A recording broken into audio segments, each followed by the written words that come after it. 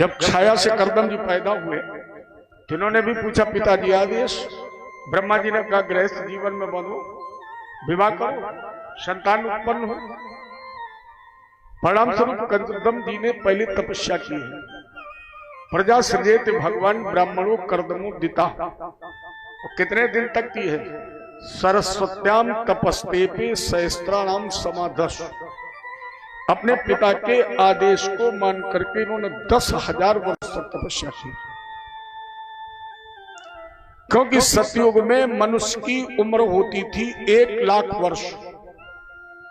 10,000 वर्ष तक तपस्या की, इसमें संदेह की आवश्यकता नहीं है, क्योंकि सतयुग में मनुष्य की उम्र होती थी 1,00,000 वर्ष। त्रेता में 1 शून्य कम हो जाता है। कितनी रह जाती है? 10,000। द्वापर में 1 शून्य और कम, 1,000 वर्ष। और कलयुग में 1 शून्य। अब तो हमें लगा शून्य नहीं बचो, 1 तो खत्म है। अब तो कब शून्य हो जाए। लेकिन हमारी शास्त्रीय परंपरा में कलयुग में मनुष्य की उम्र 100 साल है। हमें आपको 100 साल जीने का अधिकार है, हमें आपको 100 साल जीना चाहिए। लेकिन आजकल भारत में मनुष्य की औसतन आयु रह गई है मात्र 56 वर्ष। केवल 56 वर्ष औसत जो निकाला गया। हालांकि करीब 2-4-6 साल से व्यक्ति की उम्र में वृद्धि हो रही है। ये भी वैज्ञानिकों ने आंकड़े प्रस्तुत किए हैं कि अब मृत्यु दर कम हो रही है और जीवन की दर बढ़ रही है। और ईश्वर करे बढ़ जाए तो हम तुम 100 साल तक। लेकिन वो छोटी सरकार जब 60 साल में रिटायर करने लगी, छोटी सरकार 60 में, तो 60 के बाद अब जो मिल जाए वो बोनस समझो। बड़ी सरकार की कृपा है जो 60 साल के बाद बोनस दे रही है। तो हमें आपको जीना चाहिए। तो अब 1,00,000 वर्ष तक उम्र थी तो 10,000 वर्ष तपस्या की। और उसी तपस्या के प्रभाव से देवहूति जी का विवाह करदम जी के साथ संपादित हुआ। अब यहाँ एक विशेष बात है। ये जो विवाह हुआ ना, ये हमारे श्रेष्ठ कर्म का प्रथम विवाह है। यहीं से विवाह की परंपरा चली है। केवल अंतर कितना है? पहले लोग देते थे संस्कृति। पहले देखते थे कि मेरे घर की जो बहू बनने वाली है उसके अंदर सभ्यता कितनी है, उसमें संस्कार कितने हैं, उसमें परिवारवाद कितना है। और अब लोग क्या देखते हैं? माल कितना है। हमने तो ऐसा देखा है कि जो सास ससुर हाई स्कूल फेल हैं वो भी बिटिया से पूछते तुम पढ़ी कितना। बिटिया ने कह दिया एमए। अब पूछो ससुर से एमए को मतलब क्या हो। हमने एक से पूछा, बोले एमए का मतलब क्या होता है? बोले गुरुजी तुम्हें पता नहीं, एमए एमए ऊपर वाली में चाहे नीचे वाली में, तो वही एमए।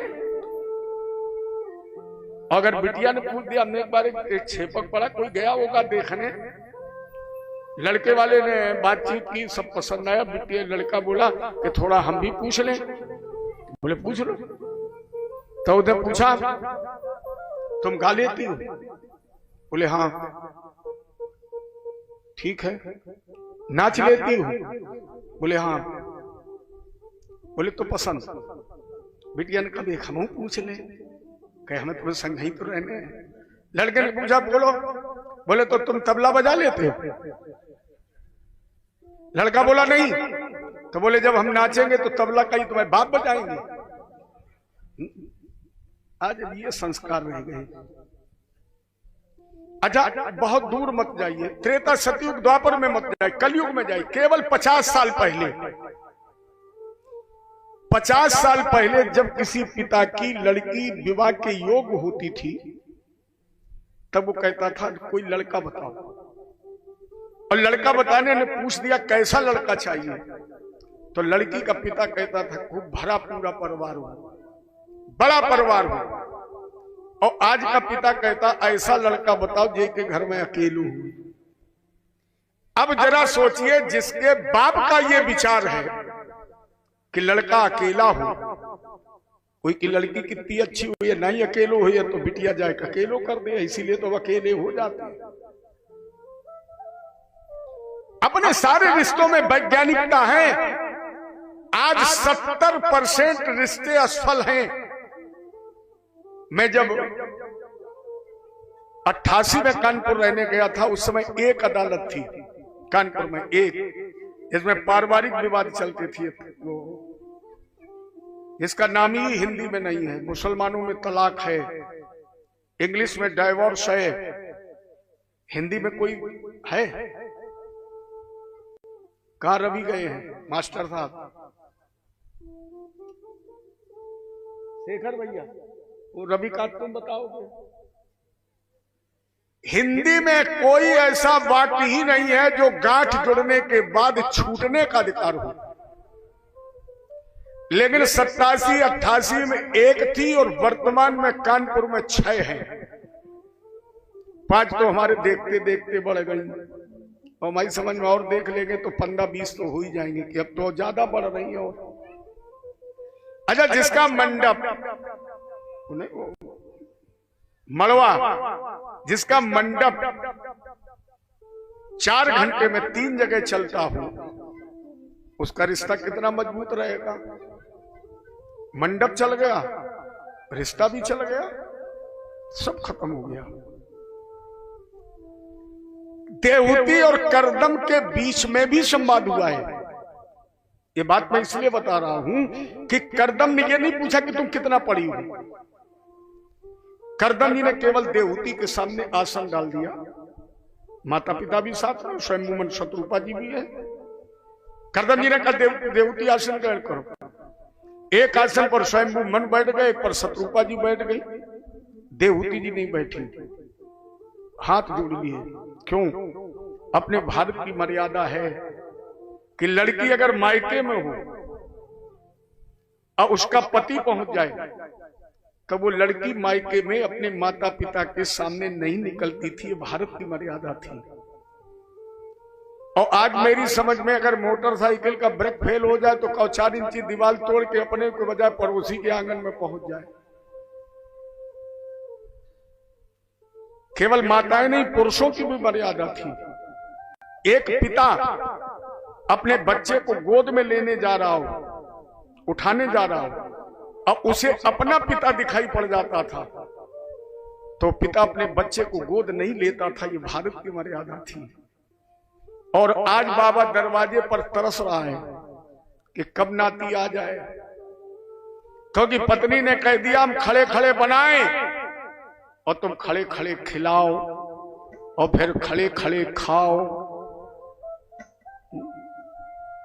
अरे अपना बचपन याद करो, अगर खड़े खड़े पानी पीते थे, पिता देख ले, बाबा देख ले, तो वही कन्हा पे हाथ रख करके डांट देता, बैठ बैठ के पानी पियो। अब तो बाबा खुद ही बफर सिस्टम होना, इतने लंबे लंबे किचुआ, भरे कुर्ता धोती खराब हो जाए लेकिन चाऊ माऊ।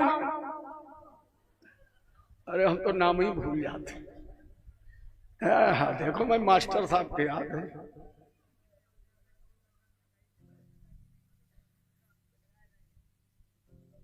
खाई है भैया, अगर मधुरा बैठे हो इन्हें ना खाई हो तो आज मास्टर साहब के चाऊ माऊ खबा दिए एक पैकेट। अरे कम से कम याद तो रहे कि हमने कलयुग में चाऊ माऊ चाउमीन खाई थी। जय जय श्री। ये भारत की संस्कृति थी, भारत की मर्यादा थी। करदम जी ने फिर कहा देवहूति आसन ग्रहण करो। देवहूति जी ने फिर विवेक का प्रयोग किया। इस समय संत हैं और संत ने आसन दिया है, अगर मैं इस पर न बैठी तो संत के आसन का अनादर हो जाएगा। ये देवहूति जी ने युक्ति निकाली, बैठी नहीं, दाहिना हाथ बढ़ाया और आसन पर रख दिया। हाथ रख दिया, मैंने आपका दिया हुआ प्रसाद ग्रहण कर लिया लेकिन बैठ नहीं सकती हूँ। परम स्वरूप बाबा ने ला देवहूति पुण्य ताशो कुमारी, देवहूति पुण्य ताशो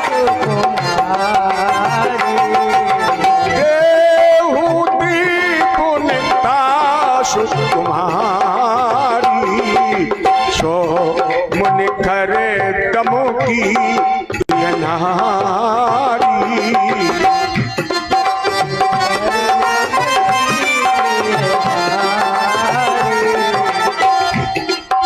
देहूती गुणतास कुमारी असो मुनि करदम की प्रिय नारी। विवाह हो गया, लेकिन विवाह होने के बाद भी करदम जी नारी में अनुरक्त नहीं हुए, तपस्या करने बैठ गए। और इतनी तपस्या की करदम जी ने कि ये भी भूल गए कि मेरा विवाह हुआ है।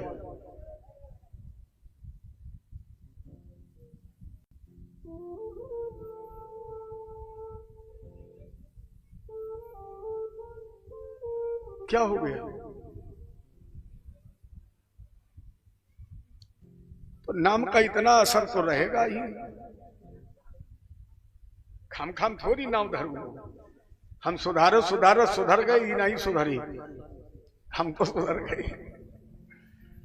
आइए, करदम जी ये भी भूल गए कि मेरा विवाह हुआ है। देहूती जी पति सेवा करती रही। जब इनकी आंख खुली तो देहूती जी ने प्रणाम किया, और जैसे प्रणाम किया तो करदम ने पूछा, तुम हो कौन? कौन हो मेरी सेवा करने वाली?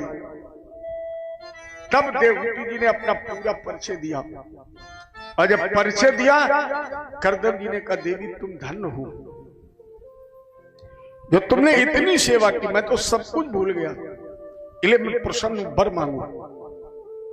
देवहूति जी ने कहा, पूर्ण नारी बन जाऊं। केवल एक वर मांगा कि पूर्ण नारी बन जाऊं। और कोई भी स्त्री विवाह के पश्चात तभी पूर्ण होती है जब वो संतानोत्पत्ति करती है। परिणाम स्वरूप करदम जी ने कहा कि इस सरोवर में स्नान करो। जब ये स्नान करने के लिए अंदर प्रविष्ट हुई तो अंगम चामलम पंकेन सछन्नम शबल स्तनम आवेशा सरस्वत्याम सरशिव जलाशय।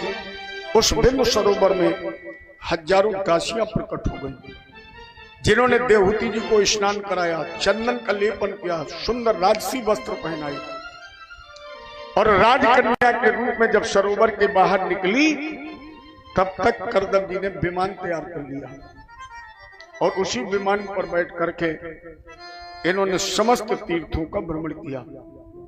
अब बताइए, विज्ञान आज तेज है, पहले तेज थी। करदम जी वाले विमान में न ड्राइवर था, न डीजल और पेट्रोल था। पहले विज्ञान कितनी तेज थी कि रावण के पुष्पक विमान में एक सीट हमेशा खाली, दुनिया बैठ जाए फिर भी एक सीट खाली। तो करदम जी ने समस्त तीर्थों का भ्रमण, दर्शन, और दर्शन करने के बाद देवहूति से 9 कन्याएं। और जब 9 कन्याएं पैदा हो गई, करदम जी ने कहा वानप्रस्थ ले लूं। देवहूति का नहीं स्वामी, क्योंकि स्त्री का सर्वस्व पति है। पहली बात, पति ही जप है, पति ही तप है, पति ही है करतार, और पति ही से पति है स्तन की बिन पति विपत्ति, हजार बिना पति सूना है संसार। सर्वस्व पति है। दूसरी बात, अभी इन 9 कन्याओं को भी गृहस्थ जीवन देना है। जो हमने अपनी नींव रखी है इसका भी तो निर्वहन करना है। और स्वामी तीसरी बात, अभी भगवान का पुत्र रूप में दर्शन करना है। तो करदम जी अपनी नारी की अनुरोध को नहीं टाल पाए। परिणाम स्वरूप तस्याम बहुत थे काले भगवान मधुसूदन। कुछ समय के पश्चात करदम जी के संसर्ग से मैया देवहूति ने भगवान का तेज पुंज अपने गर्भ में ग्रहण कर लिया। इधर तब तक इन्होंने अपनी 9 कन्याओं का विवाह 9 ऋषियों के साथ किया। जैसे कला नाम की कन्या का विवाह मरीच के साथ हुआ, अनुसुईया जी का विवाह अत्रि जी के साथ हुआ, अरुंधति का विवाह वशिष्ठ जी के साथ हुआ, शांति नाम की कन्या का विवाह अथर्वा जी के साथ हुआ, क्रिया नाम की कन्या का विवाह क्रतु जी के साथ हुआ। इस तरह इन्होंने अपनी 9 कन्याओं का विवाह 9 ऋषियों के साथ किया। इसके पश्चात मैया देवहूति के तस्याम बहुत थे काले भगवान मधुसूदन। अकार्दमं भीरमापन्नो जज्ञे अग्निर्दारुणी। तब मैया देहूती और करदम जी के सामने भगवान कपिल के रूप में प्रकट हो गए। जय बोलो कपिल भगवान की जय हो। जैसे कपिल भगवान का प्रकट हुआ, करदम जी ने 7 परिक्रमा की और 7 परिक्रमा करके कहा, बेटा अहो पापच माना नाम निरयेश्वर मंगलई कालेन भुवसानूनम प्रसीदंती देवता। प्रभु आप तो वो है जिसका दर्शन देवता करना चाहते हैं, लेकिन दर्शन तो दूर, आपके चरणों की धूल भी प्राप्त नहीं कर पाते हैं, लेकिन वही दिव्यतम दर्शन मुझे आप पुत्र रूप में दे रहे हैं, तो मुझ जैसे पापी का जीवन धन्य हो गया। अब बेटा मेरे कल्याण का उपाय। भगवान बोले, पिताजी मया प्रोक्तम हि लोकस्य प्रमाणम सत्यलोक की अथा जन्मया तुभ्यम यद्भोच मृतम मुनि। हे मुनि, हे महात्मन, हे संत, हे पिताजी, इस संसार सागर में मेरे वचन, मेरा कथना कहना समस्त संसार के लिए प्रमाणभूत है। मुझे प्रमाणित नहीं किया जा सकता है। मेरे वचनों से 2 रास्ते निकलते हैं, लौकिक और वैदिक, लेकिन दोनों रास्तों पर मेरे वचन अपने आप में प्रमाणित हैं। और इसी को प्रकट करने के लिए ही मैंने आपके यहां पुत्र रूप में अवतार लिया है। पिताजी, ये आत्मज्ञान का जो मार्ग है ये बहुत सूक्ष्म है, ये बहुत समय से नष्ट हो चुका है। इसी सूक्ष्मतम ज्ञान को प्रकट करने के लिए ही मैं आपके माध्यम से इस धराधाम पर आया। ये पिताजी, व्यक्ति जितने भी कर्म करता है वो सब मुझे समर्पित कर दे। पिताजी, हम तो चाहेंगे कि आप भी केवल एक बात बोलकर ओम ब्रह्मार्पणमस्तु, हम आप भोजन भी करें तो भी बाद में यही कह देना चाहिए। हम आप भगवान की कथा भी सुने तो भी कह दे ओम ब्रह्मार्पणमस्तु। लेकिन गड़बड़ कहां होता है? जितना अच्छा व्यक्ति करता है, सीना उठा करके कहता मैंने, और बिगड़ जाए तो भगवान ने कहे तुम इतने बड़े जमींदार बना ली तुमने और बिगाड़ दी हुई ने। इसलिए पिताजी, सब कुछ मेरे में त्याग कर दुर्जय मृत्यु को जीतने के लिए अमृत की प्राप्ति होती, मेरा भजन करो, मेरा चिंतन करो। और जब करदम जी चले गए तब मैया देहूती ने कहा, बेटा आपने आप पिता के कल्याण का मार्ग तो प्रशस्त कर दिया है, अब मेरा भी कल्याण। बेटा, मेरे मन में एक भ्रम है, ये तेरा है और ये मेरा है, और केवल हम में नहीं, चराचर जगत में जितने भी जीव हैं, 2 बातें किसी को नहीं पढ़ाई जाती हैं। कोई व्यक्ति को ये नहीं बताता है कि तुम्हारी माँ है। हर बच्चा, माने पशु भी ये जानता है कि मेरी माँ है, और इसके बाद हर रिश्ता तुम्हें बताया जाता है। पिता की भी पहचान कराई जाती है, लेकिन किसी को माँ की पहचान नहीं कराई जाती है। और दूसरी बात, कोई किसी को ये नहीं बताता है कि ये तेरा है, और ये कोई किसी को पाठ नहीं पढ़ाता है। होश संभालता है, अपने आप उतना ही ज्ञान बढ़ता जाता है कि तेरा है और ये, लेकिन जब बैठेगा बात करेगा तो यही कहेगा न तेरा है न मेरा है, यहां केवल रहन। उपदेश तो यही देगा, लेकिन निजी जीवन में क्या करेगा? ये तेरा है, और ये पशु और पक्षी भी करते हैं।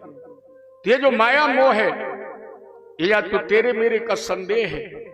बेटा, इसे नष्ट कर दो जिससे मेरा भी कल्याण हो जाए। भगवान ने कहा, माता जी योग अध्यात्म कहा पुंसाम तो निश्रेयसाय में अत्यंतो परित्यत्रये दुःखस्य च सुखस्य च। माता जी, अध्यात्म योग से ही मनुष्य के आंतरिक कल्याण का साधन है। आध्यात्मिक, अगर आपने अध्यात्म को जान लिया है, अगर अध्यात्म समझ लिया है कि मैं क्या हूं, क्यों आया हूं, क्या करना है, तो फिर आप सुख दुख से रहित हैं। जहां सुख दुख कि अपने आप निवृत्ति हो जाती है। और ये निवृत्ति कब होती है? मां चेत खलवश्व बंधाए मुक्तये चात्मनोमतम अगुणेषु शक्तम बंधाए रतम हुआ पुंस मुक्तये। माता जी, अगर जीव को मोक्ष चाहिए तो सबसे पहले बंधन, क्योंकि जीव के मोक्ष और बंधन का कारण केवल ये मन है। जब मन आध्यात्मिकता की तरफ मुड़ता है तब वो सारे बंधनों से मुक्त हो जाता है। और जब यही मन विषयों में, भोगों में आसक्त हो जाता है तो फिर जन्म मृत्यु के बंधन में बन जाता है। अब इसको जानना चाहते हो मां, अगर जीव बंधन मुक्त होना चाहता है तो सबसे पहले साधु संतों की सेवा करे, क्योंकि जब वो संतों और साधुओं की सेवा करेगा तो उसे वहां मेरी लीलाएं सुनने को मिलेंगी, मेरे चरित्र मिलेंगे, मेरी कथा मिलेगी। और जब एक साधक साधुओं की सेवा करते हुए मेरे चरित्र सुनेगा, मेरी लीलाएं सुनेगा, तो उसके हृदय में भक्ति पैदा हो जाएगी।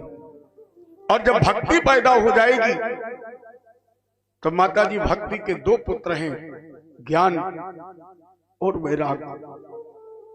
जब आपको ज्ञान हो जाएगा तो फिर सांसारिकता से वैराग, और जब वैराग संसार से होगा तो निश्चित परमात्मा के चरणों में आसक्त होगी। और जब तक आप संसार में आसक्त रहेंगे तब तक परमात्मा से तुम उतना ही दूर रहोगे। कबीर जी ने लिखा है, संतन के संग लागरी तेरी अच्छी बनेगी, अच्छी बनेगी तेरी, अच्छी बनेगी, अच्छी बनेगी तेरी, अच्छी बनेगी। होए तेरो बड़ो भागरी तेरी अच्छी बनेगी। क्या बनेगी? बोले कागा से तो है हंस करेंगे, कागा से तो है हंस करेंगे, और मिट जाए और दागरी तेरी अच्छी। लोगों ने कहा बाबा ये और बताओ कैसी बनेगी, क्या होगा? तो कबीर जी ने कहा, घूंघट के पट खोल री तो है पिया मिलेंगे, घूंघट के पट खोल री तो है पिया मिलेंगे। घट घट रमता राम रमैया, घट घट रमता राम रमैया, अनहत बाजत ढोलरी तो है पिया मिलेंगे। संतन के संग तो है पिया मिलेंगे। माता जी, तात मिले सब भ्रात मिले, और भका में आए मिले सुखदाई। सब मिलेंगे, राज मिले गजराज मिले, माता जी राज मिले गजराज मिले, सब साज मिले मन दीन लगाई। और नाती पंती मिले सब ही को, ये सब मिलेंगे। और मिलते हैं सब लोग लुगाई, लेकिन माता जी दया राम मिले सब ही को। संत जगत एक दुर्लभ भाई, दुर्लभ है संत। फिर कल वाली चौपाई गाले, आबे मोहि भा भरोसे हनुमंता, अबे ने हरि कृपा मिले नहीं।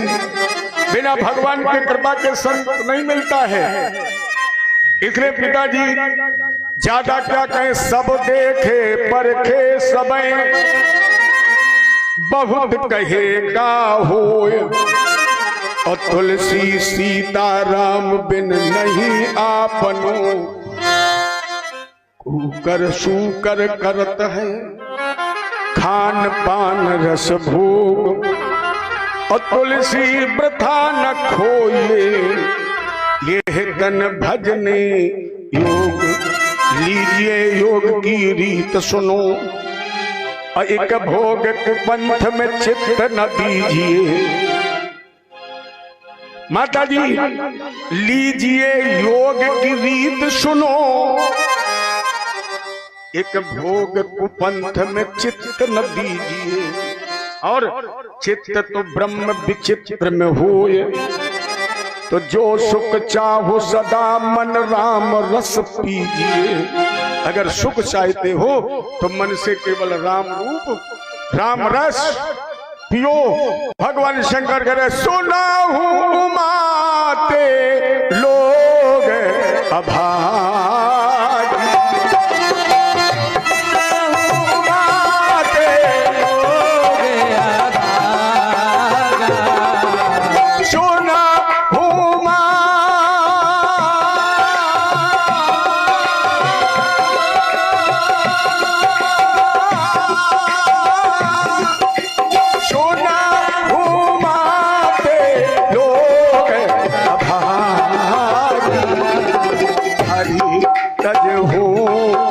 विषय अनुरागी।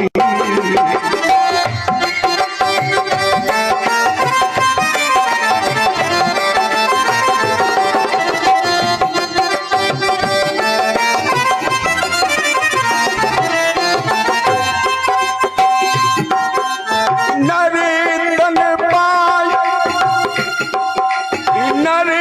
तन पाए विषय मन दे, फल ते सुधा ते सठ विषले।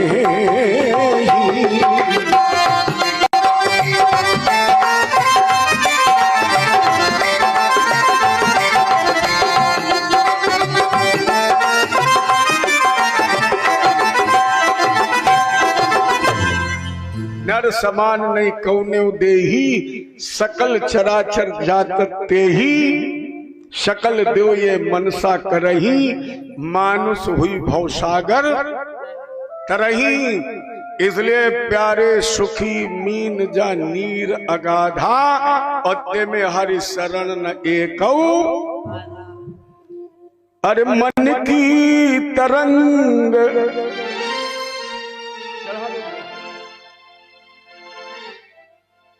दो लाइन गुनगुना लीजिए, फिर आज कथा का यही राधे राधे किया जाए।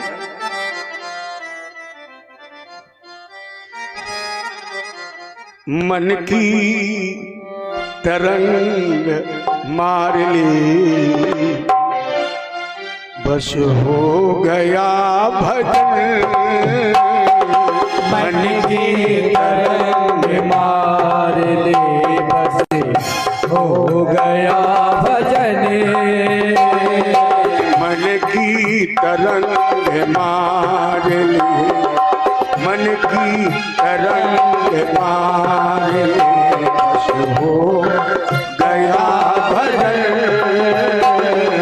मन की तरंग मार ले, बस हो गया भजन। मन की तरंग मार ले, बस हो गया भजन। मन की तरंग मार ले, बस हो गया भजन। आदत बुरी संभाल ले, आदत बुरी संभाल ले, बस हो गया भजन। मन की तरंग मार ले, बस हो गया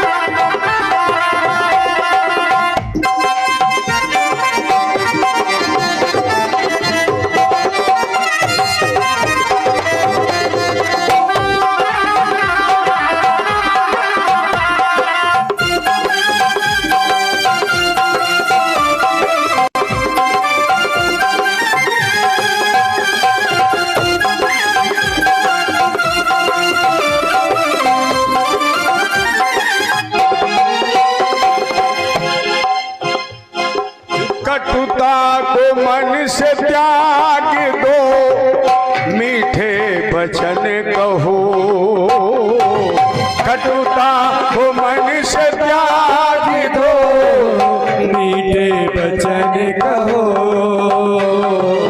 वाणी का स्वर सुधार लो, वाणी का स्वर सुधार लो, बस हो गया भजन।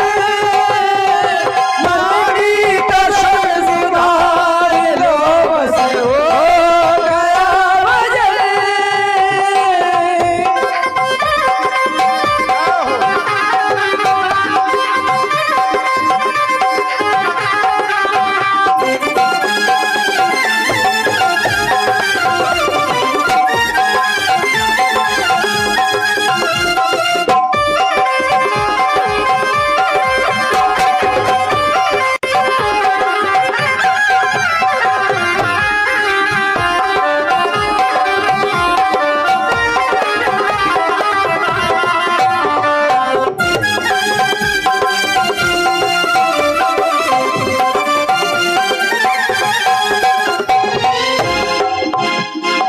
अच्छे बुरे जो भी तुम्हें कर्मों का फल मिले, अच्छे बुरे जो भी तुम्हें कर्मों का फल मिले।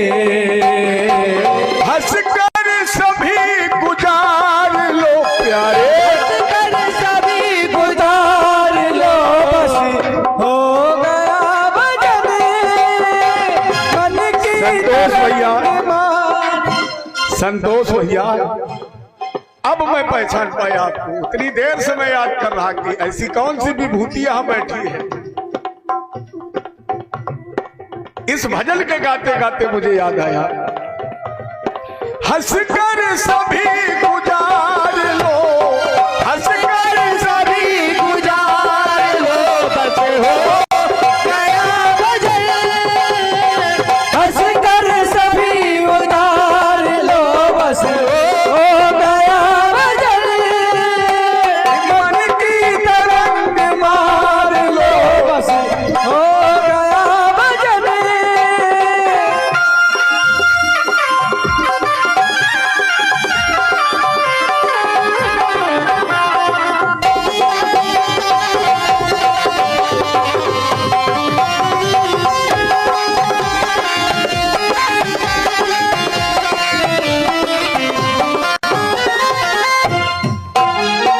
आए हो तुम कहाँ से और जाना कहाँ है।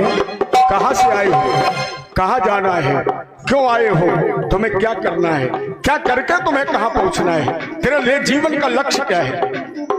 आए हो तुम कहाँ से और जाना कहाँ है।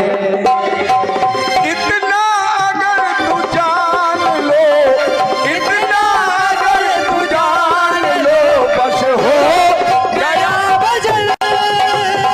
मन की तरंग मार लो, बस हो गया भजन। मन की तरंग मार लो, बस हो गया भजन। आए हो तुम कहाँ से और जाना कहाँ है। इतना अगर तू जान ले, बस हो गया भजन। मन की तरंग मार ले, बस हो गया। भजन। सिद्धांत साफ है, सिद्धांत साफ साफ है सदगुरु कबीर का। क्या है, अरे अब तो जन्म संभाल लो, अरे अब तो जन्म संभाल लो, बस हो गया भजन। सब देखे परखे समय बहुत कहेगा होए, तुलसी सीता राम बिन नहीं आपनो कोई। और जब कोई अपना नहीं है तो फिर सीता ही राम जी की आरती करते हुए आज की कथा का विश्राम। कल की कथा में भक्त ध्रुव और ध्रुव चरित्र के बाद इस समय आप सुन रहे होंगे श्रीमद् भागवत के सर्वश्रेष्ठ पितृ भक्त प्रहलाद जी की कथा। कल भक्तों की श्रृंखला है और भक्तों की श्रृंखला में भागवत जी का सर्वश्रेष्ठ जिसको भगवान ने वरदान दिया है ऐसा पितृ भक्त ना भूतो ना भविष्य, ऐसे पितृ भक्त प्रहलाद की कथा आप लोग कल की कथा में सुनेंगे। प्रेम से सभी लोग अपने अपने स्थान पर। अब हम ना कहीं खड़े हो जाओ तो ठीक है।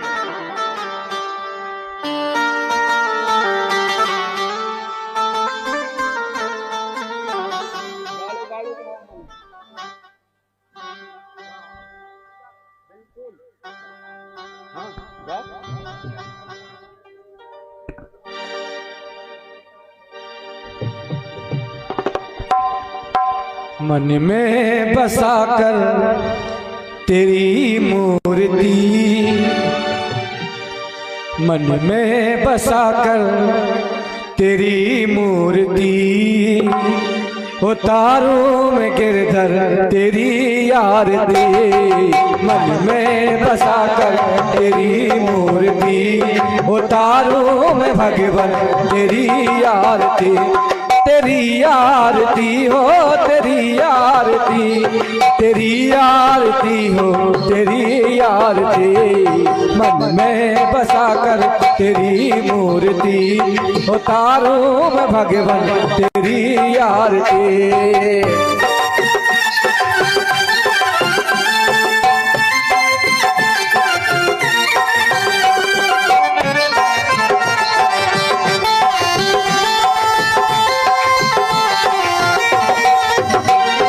करुणा करो कष्ट हरो ज्ञान दो भगवाने, अब मैं फंसी नाव मेरी तार दो भगवाने। करुणा करो कष्ट हरो ज्ञान दो भगवान, अब मैं फंसी नाव मेरी तार दो भगवान। दर्द की दवा तुम्हारे पास है, दर्द की दवा तुम्हारे पास है। जिंदगी दया की है भीख मांगती, मन में बसा कर तेरी मूर्ति, उतारो मैं भगवान तेरी आरती।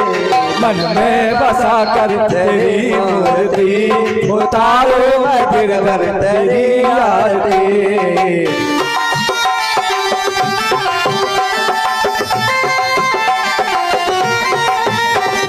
मांगू तुझसे क्या मैं यही सोचूं भगवान, जिंदगी अब तेरे नाम कर दे अर्पण।